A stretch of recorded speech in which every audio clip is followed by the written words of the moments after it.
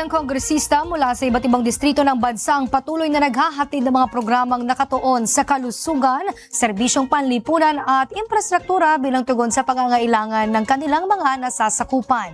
Si Dane Gulimlim sa detalye. Panibagong batch ng mga senior citizen ang muling nabigyan ng malinaw na paningin sa pamamagitan ng libreng cataract operation program na isinusulong ni Zambales 1st District Representative J. Kong Hoon. Aniya, hindi lamang paningin ang layong mapabuti ng programa, kundi ang pagbibigay ng bagong pag-asa at mas malinaw na kinabukasan para sa mga lolo at lola ng distrito.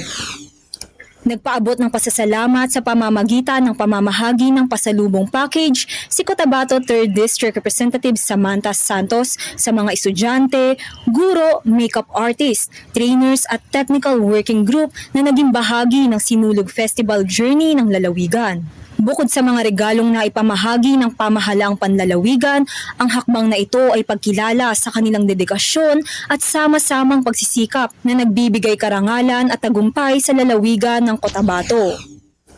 Formal namang na-turn over ang isang FX utility vehicle sa Barangay Saragosa, Manay, Davao Oriental. Personal na pinangunahan ni 1st District Representative Nelson Dayanghirang Jr. ang aktibidad kasama ang mga opisyal ng barangay. Inaasahang magagamit ang sasakyan para sa mas mabilis na emergency response, monitoring ng mga programa at iba pang serbisyong nangangailangan ng agarang transportasyon lalo na sa panahon ng sakuna.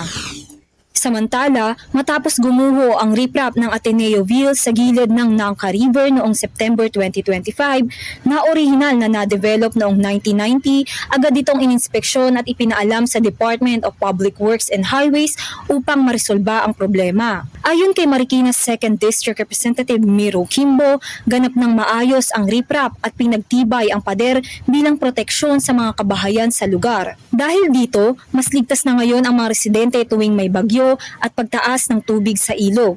Para sa totoong balita sa Bagong Pilipinas, Dane Gulimlim, Congress News.